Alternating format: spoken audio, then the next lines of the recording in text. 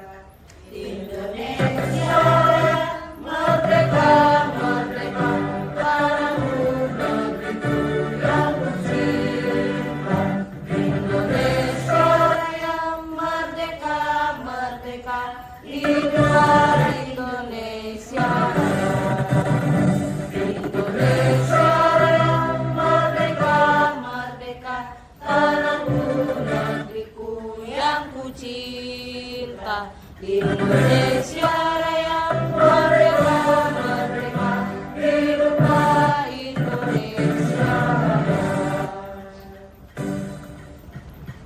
Bapak Ibu hadirin dimohon duduk kembali.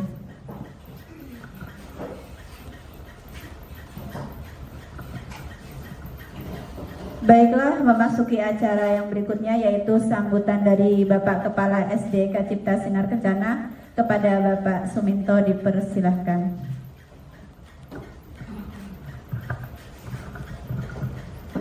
Assalamualaikum warahmatullahi wabarakatuh. Selamat sore. Yang saya hormati rekan-rekan guru-guru hebat yang luar biasa, yang tidak pernah surut semangatnya sampai dengan hari ini. Mudah-mudahan kita semuanya selalu diberikan kesehatan untuk bisa melaksanakan tugas-tugas kita sebaik mungkin. Baiklah Bapak Ibu, di sini saya mengumpulkan semuanya untuk berdiskusi, bertukar pikiran. Intinya kita saling berusaha untuk berubah ke arah yang lebih baik, saling berkolaborasi, dan yang pastinya untuk mewujudkan merdeka belajar yang sesungguhnya. Jadi dalam hal ini ada beberapa program yang sudah saya wacanakan. Mudah-mudahan nanti semuanya bisa saling sharing, tukar pikiran, dan apa yang kita programkan bisa kita jalankan sebaik-baiknya. Yang jelas untuk sekolah kita ini tidak ada yang paling hebat, paling pintar, ataupun paling berkuasa ya. Semuanya kita sama-sama ambil peran masing-masing, dan semuanya juga saya yakin punya kelebihan masing-masing. Nah, sekarang kita di sini untuk bisa memfasilitasi semuanya untuk bisa ikut berperan aktif dalam program-program yang saya tawarkan. Karena pada dasarnya sekolah itu tidak akan bisa bergerak kalau hanya ditangani oleh beberapa orang, tapi semuanya harus ikut bergerak dan bekerja sama. Intinya slogan kita adalah berubah, berbagi, dan berkolaborasi. Kita yakin tidak ada masalah tanpa adanya solusi ya. Yang penting kita mau berusaha semaksimal mungkin.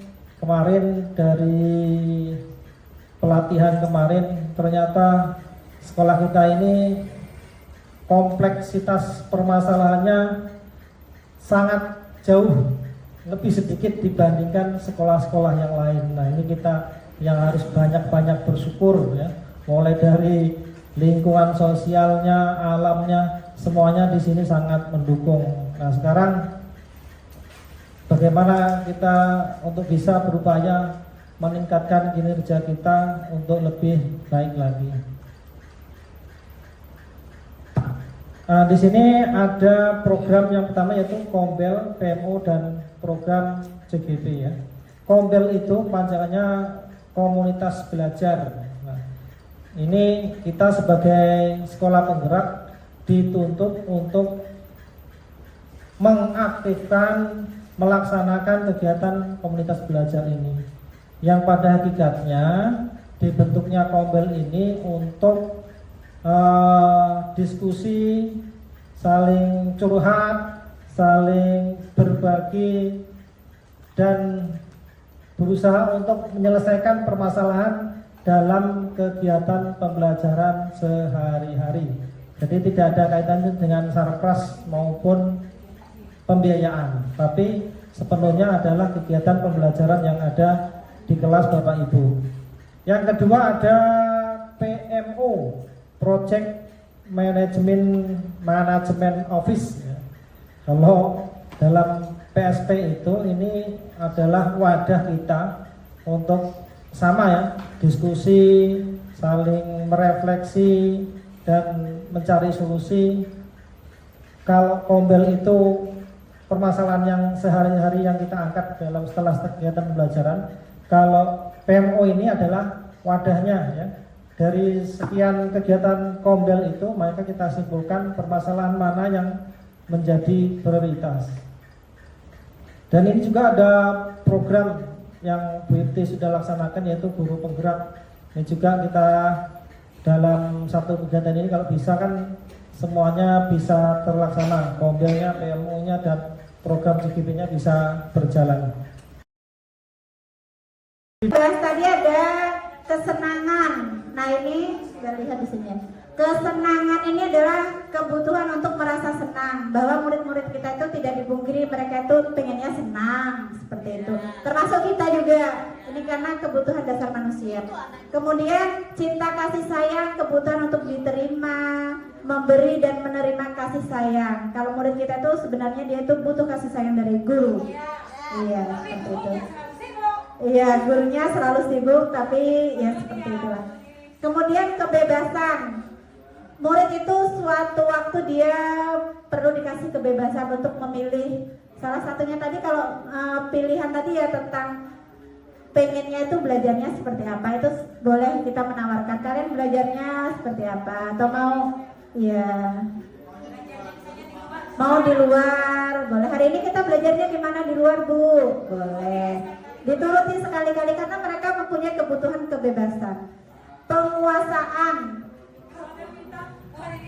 Kalau kita nggak belajar Bu, gimana? Iya. Kan bebas. Kalau pengen nggak belajar, bolehlah misalnya kita, oke, kita 10 menit tidak belajar ya, kita main-main, seperti itu bisa.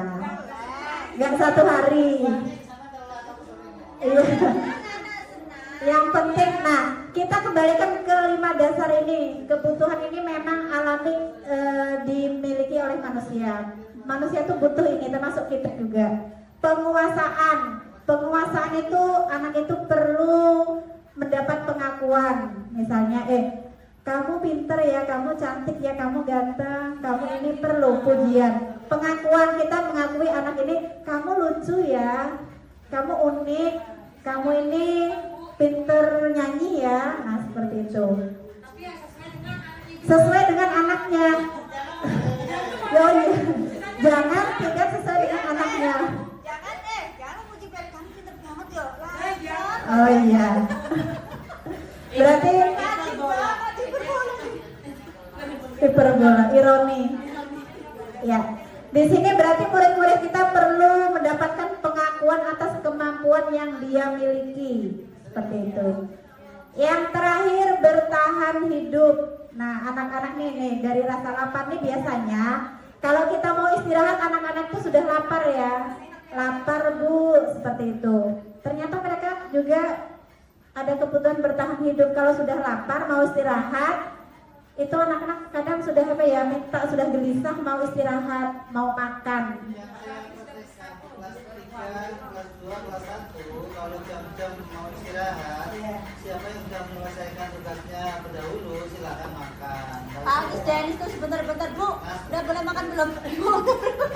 Iya. Kemudian katanya di dalam pembukaan pembelajaran di waktu pagi mungkin ada anak yang pikirnya agak lambat, agak mungkin lebih.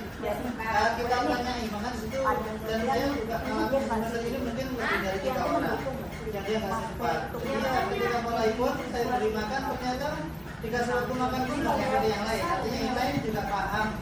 Kalau kelas 5 paham bahwa walaupun kita mau mulai pembelajaran, dia kasih waktu makan 8 menit, yang lain pun nggak efek. Jadi salah di saya. Ya. Karena mungkin materi saya pun juga nggak terlalu ya umum lah. Yang ringan aja gitu. Ya.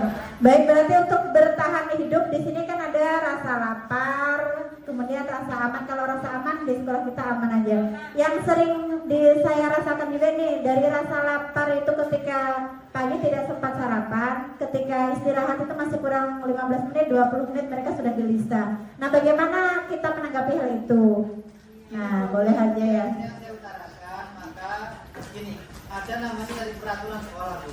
Saya dan itu nggak terlalu pakai. Kalau jam pertama, pasti saya selalu tawarkan siapa yang belum makan. Oh saya Pak, silakan makan. Saya nggak biasa lagi ya sudah. Tapi ada yang memang belum makan, kenapa? Tadi yang lupa pikirnya agak lambat, jadi nggak sempat ataupun saya sempat nggak bisa makan dengan cepat Pak. Gitu. Oke sekarang mau makan dikit berapa?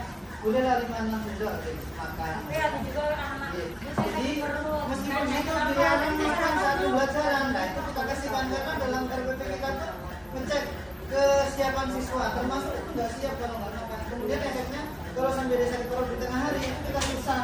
Gitu. Ya, berarti ini kaitannya dengan 5 kebutuhan dasar manusia tadi ya. Maksudnya sekarang bisa saya utarakan karena mungkin udah dari tahun kemarin sudah jadi nggak ada yang kalau guru yang lain ini nggak boleh. Itu silakan bawa penyelenggara sendiri. Kan saya anggap bahwa di RPP kita ngecek kesiapan siswa termasuk itu salah satu kesiapan bagi saya. Iya. Jadi saya tidak membandingkan atau gimana, yang jelas hari ini saya memastikan bahwa itu sudah sering saya lakukan.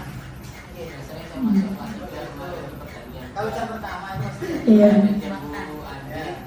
Saya masuk kelas pada jam makan semua sudah lesehan. Paling ini. Iya. Kan nggak mungkin ya sedang makan kemudian tiba-tiba ayo. Iya. Iya.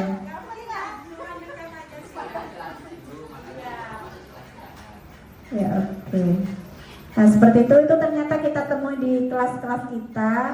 Selanjutnya kita masuk ke ini materi kedua tentang tahapan restitusi ya. Ini ada menstabilkan identitas, ada validasi tindakan yang salah, ada menanyakan keyakinan. Nanti lebih kita lihat ke video orang yang sudah melaksanakan restitusi.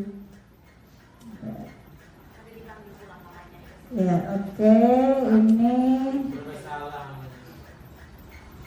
ya. Mari kita Nyontek ya, nyontek.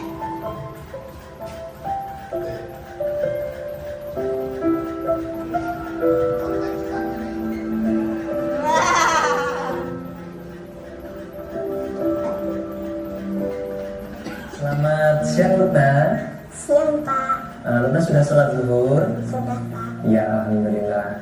Lutna tahu tidak kenapa Pak Hendra panggil ke sini? Enggak tahu. Nggak tahu. Ya. Lutna tadi saat ulangan waktu di kelas Pak Hendra melihat jawaban temannya. Tadi teman sebelahnya Azumi. Lutna melihat jawaban temannya atau mencontek. Betul atau tidak Lutna? Betul Pak. Betul. Ya. Mencontek itu perbuatan yang baik atau tidak baik, Nak? Tidak baik. Perbuatan tidak baik. Ya, baik. Setiap manusia, Nak, pasti pernah berbuat salah. Termasuk Pak Hendra juga pernah berbuat salah. Lutna pun juga pernah. Dengan mencontek tadi, termasuk kita berbuat sebuah kesalahan. Tapi Pak Hendra di sini bukan mau mencari siapa yang salah, tapi Pak Hendra mau membantu untuk mencari solusi supaya Lutna tidak mencontek lagi. Nah, Lutna pasti punya alasan kenapa Lutna ini mencontek. Coba cerita sama Pak Hendra. Apa sih alasannya? Tadi malam tidak belajar. Tadi malam nggak belajar. Kenapa tidak belajar? Mainan atau tidur? Mainan. Baik. Berarti ketika Lutna tidak belajar, akhirnya tidak bisa mengerjakan soal. Betul. Ya. Lutna masih ingat tidak keyakinan kelas kita yang sudah kita buat pada pertemuan awal dulu? Ingat apa keyakinan kelas kita? Jujur dalam bertindak. Ya. Lutna yakin bahwa sifat jujur itu kita perlukan dalam diri kita. Yakin? Sifat jujur itu baik untuk kita? Baik. Kalau Lutna sudah yakin, kira-kira apa yang harus Lutna lakukan supaya Lutna ini tidak mencontek? Karena mencontek ini perbuatan yang tidak jujur. Nah, apa yang harus Lutna lakukan supaya Lutna tidak mencontek kembali? Belajar, terus mengerjakan semampunya. Oke, kemudian berdoa kepada Allah. Oke, baik. Lutna sudah tahu apa yang harus dilakukan supaya Lutna tidak mencontek kembali? Sudah tahu? Baik. Sekarang pertanyaannya, kapan Lutna mau memulai apa yang Lutna katakan tadi? Mulai hari ini. Baik. Mulai hari ini Lutna akan melakukan apa yang sudah dikatakan tadi, belajar, mengerjakan sesuai kemampuan, kemudian berdoa kepada Allah. Ya. Terima kasih Lutna. Pak Guru yakin Lutna dapat menjadi pribadi yang lebih baik lagi, menjadi anak yang solihah, menjadi kebanggaan orang tua. Tos dulu deh. Ya, siap untuk menjadi lebih baik? Siap. Oke. Baik, Bapak Ibu, tadi di video tadi bahwasannya kita sebagai seorang guru menyelesaikan masalah itu seperti tenang, santai dan tidak terbawa emosi seperti itu ya. Iya. Ya, tadi bapaknya tadi ketika menyelesaikan masalah ada siswanya mencontek tadi kan dipanggil baik-baik, kemudian ditanyai, tahu nggak bapak manggil kamu kenapa tidak tahu? Kemudian ditanya, kamu tadi benar nyontek seperti iya betul pak. Kemudian ditanya alasannya, kenapa sih kamu kok mencontek? Ternyata dia malam tidak belajar, dia malam bermain. Kemudian ditanya lagi keyakinannya, itu bagus apa enggak mencontek? Tidak bagus. Itu perbuatannya apa? Tidak jujur. Kemudian ditanya lagi sama pak gurunya tadi, setelah ini solusinya seperti apa? Solusinya ternyata dia mau belajar, kemudian mau jujur, kemudian mau berdoa seperti itu. Jadi dari segi 3 restitusi tadi intinya ketika kita menangani masalah anak, yang pertama kita memanggil dengan baik-baik, kemudian yang kedua menanyakan betul apa enggak dia tadi berbuat seperti itu. Yang ketiga, dia itu menawarkan solusinya seperti apa maunya, seperti itu. Jadi kalau segitiga restitusi ini adalah menyelesaikan permasalahan anak dengan cara kita menghindari tindakan menghukum, atau juga dengan cara menghindari anak itu merasa bersalah, seperti oh aku salah terpuruk, itu kita hindari. Jadi kalau seperti ini, insya Allah nanti anak-anak itu akan terbiasa untuk mencari solusi dari permasalahannya masing-masing. Kita menasihatan itu berkewajiban. Iya. Udah dinasihatin nih. Iya. Terus mengulang lagi, dinasihatin, mengulang lagi itu gimana? Ini berbagi cerita. Iya. Iya, mereka hampir sama. Ini yang seperti ini di keluarga saya, tentang bapak saya itu sudah biasa. Langsung orang itu mengatakan bahwa kalau aku dulu kalau sudah salah aku bilang ngopi, 2 jam mati seperti ini. Tapi ketika saya menjadi orang tua ternyata saya nggak mampu begitu yang begitu. Padahal bapak saya sudah memang seperti itu. Berarti Saya ada ditindak lagi. dipanggilnya saya ngomong 2 jam ngopi, 2 jam kopi. Tadi kalau gini apalagi misalnya sering sore itu hampir kehilangan lepas hati, manggilnya malah panggil nanti kamu jawabnya gimana kalau kamu meninggal seperti apa, terus kalau kamu udah sholat gimana, itu lihat tetangga yang ini yang baiknya mana, ini lama tapi ternyata ketika saya kembali tidak mampu gitu.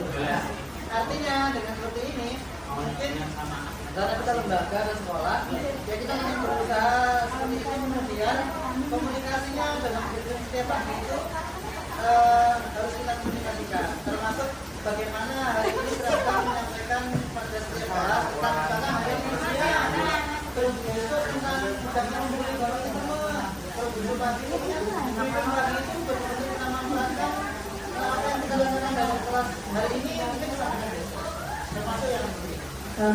Nah ini tadi saya menanggapi yang Bu Elga dengan Pak Fauzi, bagaimana kalau berulang-ulang. Ini prakteknya itu kalau segitiga restitusi itu sebenarnya semua guru yang masuk kelas itu merestitusi kalau bisa. Seperti tadi mencontek itu harus diketahui oleh semua guru yang masuk di situ. Guru lain juga merestitusi walaupun cuma sederhana. Kamu kemarin benar ya mencontek seperti itu. Jadi ibaratnya itu dikasih restitusi beberapa guru. Nah seperti itu. Jadi nanti untuk prakteknya ini, jadi kita misalnya kita Bapak Ibu guru di sini punya masalah, bisalah kita praktekkan tadi segitiga restitusi. Jadi supaya kita ada budaya positif di sekolah kita dengan menghindari. Kalau menghukum memang tidak ada di sekolah kita ini, tidak ada menghukum, tidak ada. Kadang membuat merasa bersalah mungkin, jadi anak-anak itu merasa bersalah seperti itu. Ya. Baik, Bapak Ibu, ini tadi materi diseminasi saya tentang 2 hal, tentang keyakinan kelas dan segitiga restitusi. Nanti untuk keyakinan kelas bisa ini ya, bisa sambil saya misalnya di kelas 6 keyakinan kelasnya seperti apa, mungkin nanti bisa sharing juga di kelas 5 seperti apa, kelas 4, kelas 3, kelas 2, kelas 1 seperti itu. Ya. Baik, terima kasih Bapak Ibu atas waktu yang telah diluangkan untuk mengikuti diseminasi pada hari ini. Semoga bermanfaat. Saya akhiri dengan ucapan Assalamualaikum warahmatullahi wabarakatuh. Assalamualaikum warahmatullahi wabarakatuh. Waalaikumsalam warahmatullahi wabarakatuh. Selamat siang Bapak Ibu. Siang. Ya. Pada hari ini kita lanjutkan ya materi kita yang kemarin, karena kemarin ada 2 buah materi yang belum tersampaikan. Jadi diseminasinya kita lanjutkan hari ini. Baik, siap Bapak Ibu? Siap. Baik, Bapak Ibu, kita mulai di sini ya. Di sini bahwasannya seorang guru itu mempunyai 5 kontrol. Yang pertama sebagai penghukum. Artinya di sini seorang guru atau seorang penghukum itu biasanya yang biasa dilaksanakan itu adalah ada hukuman fisik, ada hukuman verbal. Tapi diharapkan di sini posisi kontrol sebagai penghukum ini bisa dihindari semaksimal mungkin seperti itu. Karena ketika Bapak Ibu guru itu menghukum, biasanya selain menghukum fisik juga menghukum dengan verbal atau dengan kata-kata. Misalnya dengan kata-kata itu pasti kamu ini selalu berbuat salah, seperti itu, menggunakan kata-kata negatif. Selanjutnya, adapun posisi kontrol yang kedua, membuat murid itu merasa bersalah. Jadi seolah-olah murid itu jadi terpuruk seperti itu. Misalnya, kamu sudah membuat ibu ini merasa kecewa seperti itu. Nah, diharapkan kata-kata yang seperti ini tidak dilakukan oleh Bapak Ibu guru, karena di sini membuat murid itu menjadi menjadi merasa kecil, Down bisa juga. iya, menjadi down seperti itu. Ya, baik. Adapun posisi kontrol yang berikutnya adalah sebagai teman. Nah, sebagai teman ini sifatnya netral. Apalagi kita misalnya sedang menyelesaikan masalah dengan murid, kita itu menjadi teman atau sahabat itu menjadi lebih dekat antara guru dengan murid. Misalnya kata-kata yang digunakan, ayolah bantu ibu pengen kamu itu jujur dengan ibu. Nah, seperti itu. Ini kan berada di level ketiga setelah penghukum, merasa bersalah, kemudian ini posisi sebagai teman. Mungkin di sini Bapak Ibu sering ya menjadi posisi sebagai teman menyelesaikan masalah. Nah, misalnya tadi kan, ayo bantu ibu ya, ibu pengen kamu jujur, ibu lebih suka kamu jujur loh nak. Nah, seperti itu. Ini juga sebagai posisi ini dianggap sebagai posisi netral dan tidak ada hal yang negatif di sini. Ya. Lanjut yang keempat, yaitu sebagai posisi pemantau. Nah, sebagai posisi pemantau ini erat kaitannya dengan Bapak Ibu guru ini melaksanakan peraturan. Misalnya ada murid yang melanggar kesepakatan kelas. Bapak Ibu bertanya, kamu tahu ya peraturannya apa? Kamu tahu ya kesepakatan di kelas ini apa? Jadi guru itu memantau tindakan-tindakan muridnya apakah melanggar kesepakatan kelas atau tidak, seperti itu. Nah, di sini posisinya juga di sini netral, artinya tidak ada hal-hal yang negatif. Karena sifatnya guru itu ketika berada di kelas memantau muridnya, ketika ada yang buang sampah sembarangan, guru akan mengatakan, "Nak, kamu tahu ya kesepakatan di kelas ini apa?" "Iya Pak, tahu, harus buang sampah pada tempatnya," misalnya seperti itu. Kita lanjut ke posisi kontrol yang berikutnya adalah manajer. Nah, posisi manajer ini diharapkan Bapak Ibu guru tuh bisa menjadi manajer bagi diri sendiri dan murid-muridnya. Setuju ya Bapak Ibu? Setuju. Ya. Nah, di sini sebagai posisi manajer ini adalah posisi yang paling tinggi, posisi kontrol yang paling tinggi. Selain memanajer diri sendiri, juga memanajer kepada murid-muridnya. Adapun contohnya, misalnya ada seorang murid itu telah melakukan pelanggaran terhadap kesepakatan kelas. Bapak Ibu guru bisa sebagai posisi manajer menanyakan, apakah kamu meyakininya kalau kamu itu berbuat melanggar kesepakatan kelas? Nah, seperti itu. Apakah kamu itu yakin kamu itu melakukan buang sampah pada tempatnya itu benar? Seperti itu. Jadi diharapkan dari Bapak Ibu guru itu posisi kontrol yang ibaratnya paling tinggi itu adalah sebagai manajer. Dia bisa memanage diri sendiri dan memanajer kepada murid-murid. Nah, di sini saya bacakan sebuah contoh untuk posisi manajer. Biasanya posisi manajer itu dengan ada suaranya juga dengan ada yang tulus, ya, tidak dengan ada yang emosi marah seperti itu. Nah, di sini ada misalnya Bapak guru itu menanyakan, Adi, apakah kamu mengetahui jam berapa sekolah dimulai? Ketika itu Adi kan kisahnya terlambat seperti itu ya. Kemudian Adi tahu Pak, jam 7. Nah, kemudian Pak gurunya, ya, jadi kamu terlambat. Kira-kira bagaimana kamu akan memperbaiki masalah ini? Jadi di situ tidak serta-merta Pak gurunya tuh langsung memarahi Adi karena terlambat. Ditanyakan dulu, kita masuk sekolahnya jam berapa? Seperti itu. Nah, kemudian Adi menjawab, saya bisa menanyakan teman saya Pak untuk mengejar tugas yang tertinggal. Artinya Adi di situ ketika datang terlambat ada konsekuensinya untuk mengerjakan tugas yang terlambat. Kemudian Adi juga caranya menanyakan kepada temannya. Kemudian Pak guru bisa merespon, baik, itu bisa dilakukan. Apakah besok akan ada masalah untuk kamu agar bisa hadir tepat waktu ke sekolah. Nah, menanyakan seperti itu. Kemudian Adi menjawab, tidak Pak, saya bisa hadir tepat waktu. Kemudian Pak gurunya, baik, saya hargai usahamu untuk memperbaiki diri. Nah, dilihat dari percakapan tadi bahwasannya posisi manajer itu dari segi berkata-kata juga lebih lembut, lebih tulus. Kemudian tidak serta-merta menyalahkan muridnya yang berbuat salah seperti itu. Jadi ditanyakan dulu solusinya seperti apa. Penjelasan dulu muridnya. Ya, jadi kita sebagai guru harus mendengarkan dulu penjelasan dari murid-muridnya. Assalamualaikum warahmatullahi wabarakatuh.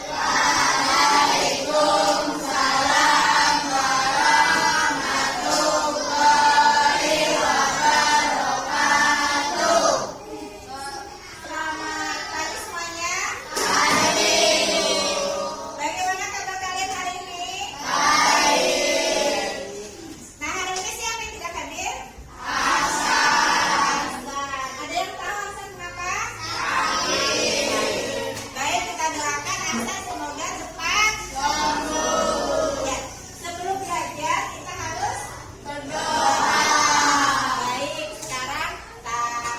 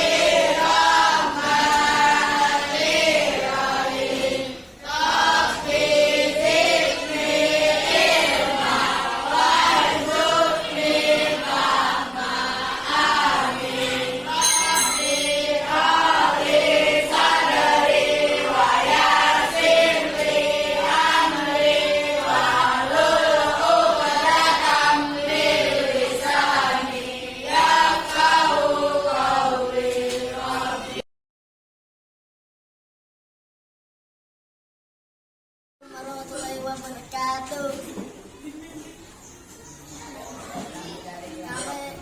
Yang bernama Lana Yuda Zaki. 1. Harap tenang, 2. Membuang sampah pada tempatnya. 3. Harap menjaga kebersihan. 4. Harap datang tepat waktu. Satu dari kelompoknya Ketua Baris Anggota Bina Elsa. 1. Harap mendengarkan saat guru menjelaskan. 2. Harap tenang. 3. Harap datang tepat waktu. Assalamualaikum warahmatullahi wabarakatuh. Kami dari kelompok Bina. Alhamdulillah Jirani bisa membuat datang ke sekolah dengan tepat waktu, membuang sampah dan tempatnya, menggunakan seragam sekolah dengan rapi.